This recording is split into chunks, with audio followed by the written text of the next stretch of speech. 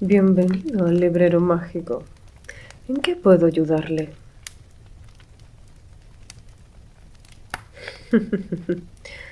Bien, veo que se ha corrido la voz. Por supuesto, por supuesto. No tendré ningún inconveniente en leerle a vos también. No obstante, deberá entregarme algo a cambio. Verá, el tiempo no es gratis para nadie. Me temo que estamos pasando por una serie de dificultades debido a las corrientes en las que vivimos. ¿Qué le parece si me da una moneda de plata a cambio del tiempo invertido? Me parece un trato más que justo.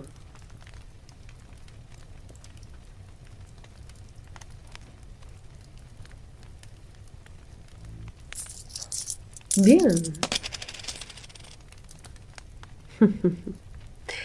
Es un placer hacer negocios con usted.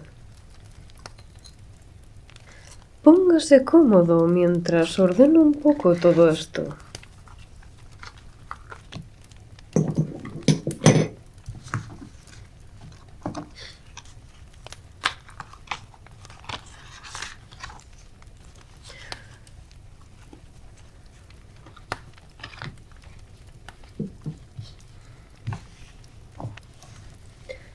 ¿Por dónde íbamos?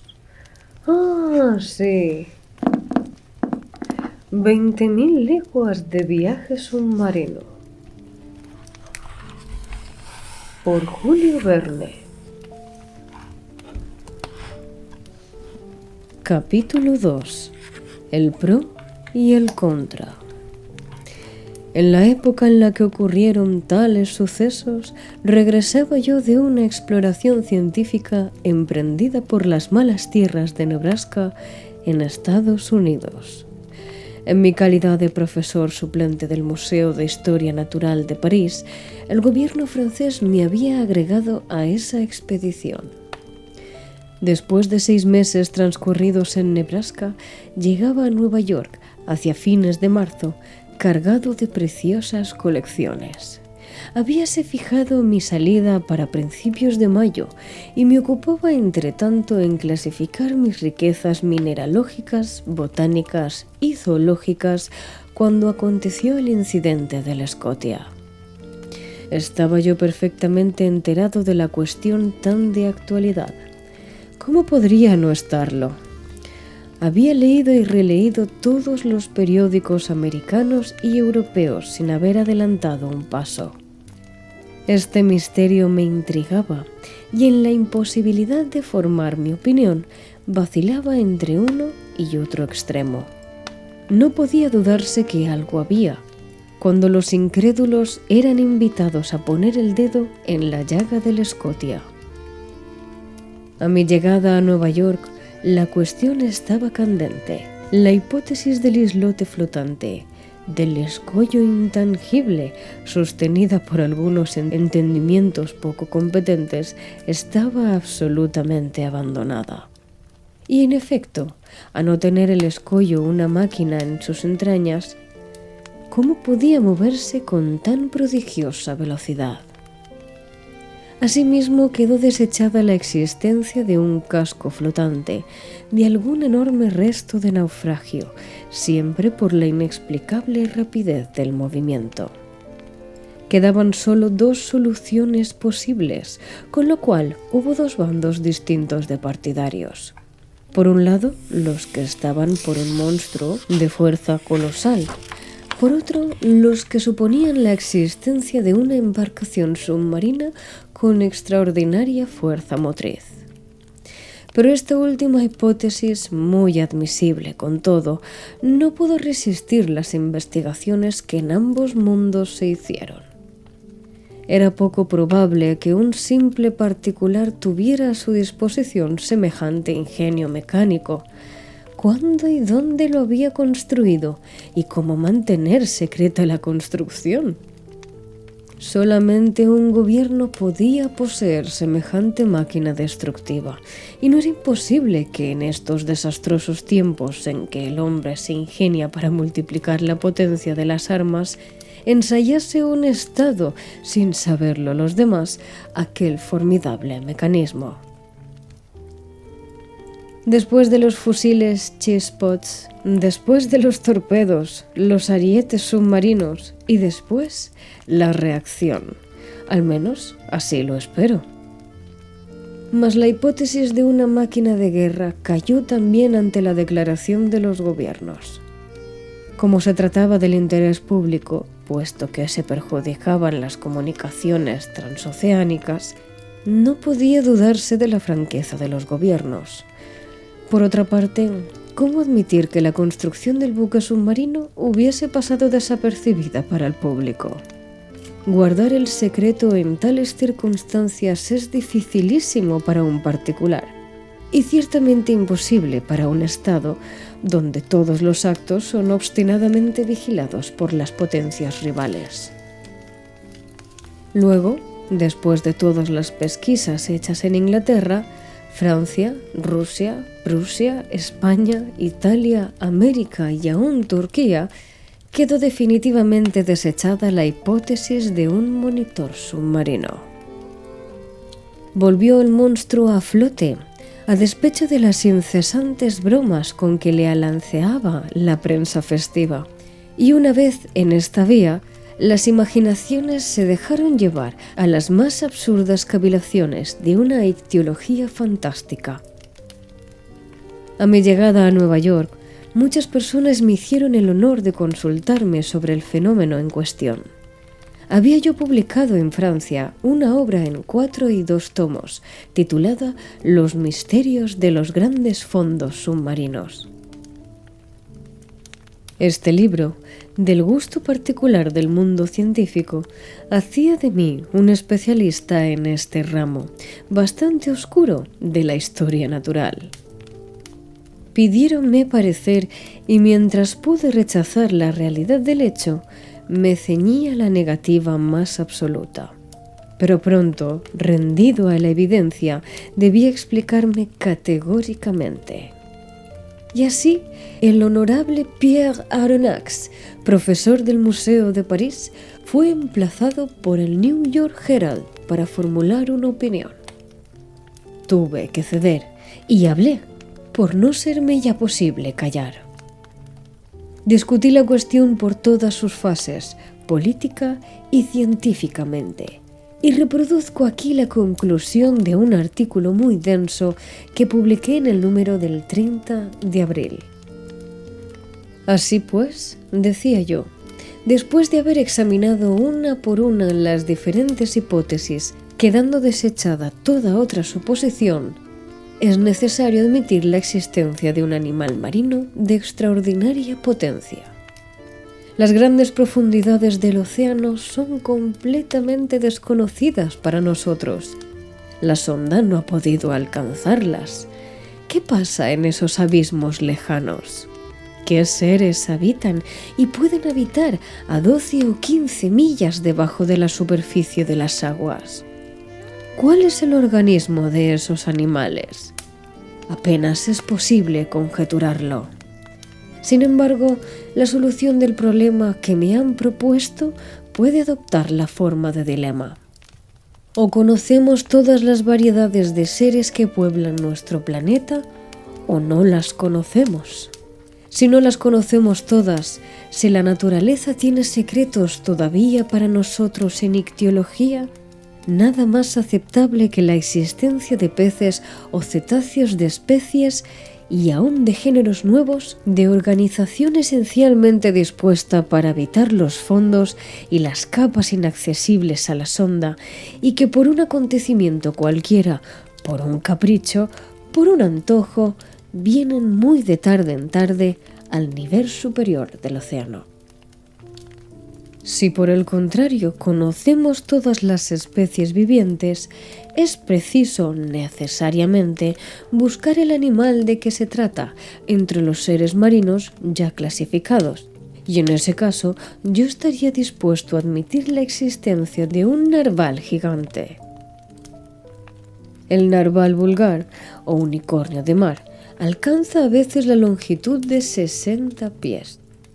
Quintuplicad, decuplicad esta dimensión, dad al cetáceo la fuerza proporcionada a su talla, acrecentad sus armas ofensivas y obtendréis el animal deseado.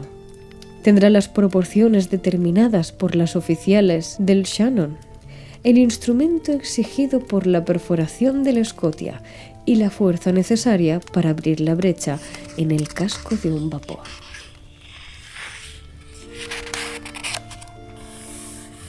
En efecto, el narval se halla armado con una especie de espada de marfil o alabarda, según la expresión de ciertos naturalistas. Es un diente principal con la dureza del acero. Algunos de estos dientes se han hallado implantados en el cuerpo de las ballenas, a las cuales ataca siempre el narval con ventaja. Otros han sido sacados no sin trabajo de los fondos de embarcaciones, atravesadas de parte a parte como una barrena orada a un tonel. El Museo de la Facultad de Medicina de París posee una de estas defensas que tiene 2 metros 25 centímetros de longitud por 48 centímetros de anchura en la base. Pues bien, supóngase un arma 10 veces mayor y el animal 10 veces más poderoso. Láncesele con una velocidad de 20 millas por hora, multiplíquese su masa por su velocidad y se obtendrá un choque capaz de producir la catástrofe ocurrida. Por consiguiente, y hasta más amplias noticias, yo me inclinaría por un unicornio de mar con dimensiones colosales, armado no ya con alabarda, sino con un verdadero espolón, como las fragatas acorazadas o los rams de guerra, cuya masa tendría a la vez que igual potencia motriz.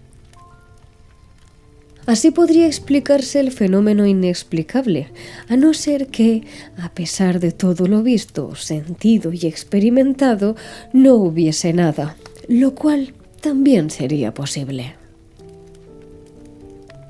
Estas últimas palabras eran por mi parte una cobardía, pero quería cubrir hasta cierto punto mi dignidad de profesor y no dar motivo de risa a los americanos, que cuando se ríen lo hacen con ganas. Me reservaba una escapatoria y en el fondo admitía la existencia del monstruo. Fue mi artículo calurosamente debatido, lo cual le dio mucha publicidad, conquistando algunos partidarios. Por lo demás, la solución propuesta dejaba libre curso a la imaginación y el espíritu humano se complace en estas grandiosas concepciones de seres sobrenaturales. Además, el mar es precisamente su mejor vehículo, el único medio en que pueden producirse y desarrollarse estos gigantes, junto a los cuales los animales terrestres, elefantes o rinocerontes, no son más que enanos. Las masas líquidas transportan las mayores especies conocidas de mamíferos y tal vez ocultan moluscos de incomparable talla, crustáceos de espantosa vista, tales como langostas de 100 metros o cangrejos de 200 toneladas. ¿Y por qué no? Antiguamente los animales terrestres, contemporáneos de las épocas geológicas, los cuadrúpedos, los cuadrumanos, los reptiles, las aves, estaban construidos sobre plantillas gigantescas. El Creador los había vaciado en un molde colosal que el tiempo ha ido reduciendo. ¿Por qué el mar en sus ignoradas profundidades no había podido conservar muestras de una antigua vida, puesto que nunca se modifica, mientras que el núcleo terrestre se altera sin cesar? ¿Por qué no habría de ocultar en su seno las últimas variedades de esas especies titánicas, cuyos años son siglos y los siglos son milenios? Pero me estoy dejando llevar a cavilaciones que no puedo sustentar. Dejemos esas quimeras que el tiempo ha cambiado para mí en realidades terribles. Lo repito, la opinión se formó sobre la naturaleza del fenómeno y el público admitió sin contestación la existencia de un ser prodigioso que nada tenía de común con las fabulosas serpientes de mar. Pero frente a los que vieron en ello un problema puramente científico por resolver, otros, más positivos, sobre todo en América e Inglaterra, fueron de parecer que el océano debía quedar purgado de tan temido monstruo, a fin de asegurar las comunicaciones transatlánticas. Las publicaciones especializadas en temas industriales y comerciales trataron la cuestión principalmente bajo este punto de vista. La Shipping and Mercantile Gazette, el Lloyd, el Paquebot, la Revue Maritime Coloniale, todas las publicaciones afectas a la compañía de seguros que amenazaban elevar el tipo de las primas fueron unánimes en esta cuestión. Habiéndose pronunciado la opinión pública en este sentido, los Estados Unidos fueron los primeros en declararse, haciéndose en Nueva York los preparativos para una expedición destinada a perseguir el narval. Una fragata muy rápida, la Abraham Lincoln, se dispuso para aparejar lo más pronto posible. Los arsenales se pusieron a disposición del comandante Farragut, que activó el armamento de su fragata. Precisamente como sucede siempre, desde que se pensó en proseguir al monstruo, nadie durante 2 meses volvió a hablar de él. Ningún buque lo encontró. Tanto se había hablado hasta por el cable telegráfico transatlántico, que no parecía sino que el unicornio había llegado a saber las tramas que se urdían contra él. Por eso los bromistas pretendían que aquel astuto animal había interceptado algún telegrama del que ahora se estaba aprovechando. Así es que por falta de noticias y estando ya la fragata armada para una larga campaña y provista de formidables ingenios de pesca, no se sabía a dónde dirigirla. La impaciencia crecía cuando el 2 de julio se supo que el Tampico, vapor de la línea de San Francisco de California a Shanghái, había visto el animal 3 semanas antes en los mares septentrionales del Pacífico. Fue extraordinaria la emoción producida por esta noticia. No se concedieron ni 24 horas de respiro al comandante Farragut. Sus vituallas estaban embarcadas, sus carboneras se hallaban atestadas, ni un hombre de la tripulación faltaba. Ya no restaba más que encender las calderas y zarpar. No se les hubiera perdonado medio día de tardanza. Por otro lado, el comandante Farragut tampoco deseaba otra cosa que partir. 3 horas antes de que el Abraham Lincoln abandonase el muelle de Brooklyn, recibí una carta escrita en estos términos. Al señor Aronnax, profesor del Museo de París, Fifth Avenue Hotel, Nueva York. Señor, si quiere usted unirse a la expedición del Abraham Lincoln, el gobierno de la Unión verá con placer que Francia esté representada por usted en esta empresa. El comandante Farragut tiene una cámara a su disposición. Muy cordialmente, vuestro J.B. Hobson, secretario de la Marina.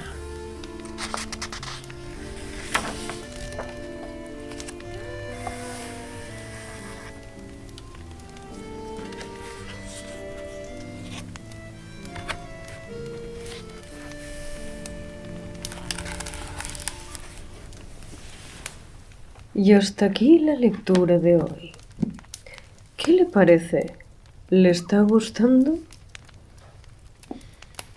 Bien, bien. La verdad es que es un libro fascinante. No dude en volver cuando desee.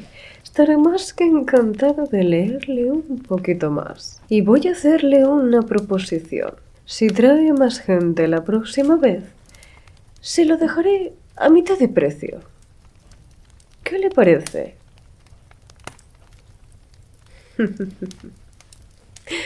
Estupendo. Ahora sí me disculpa. Tengo que seguir atendiendo a la librería. Estos papeles no van a archivarse solos.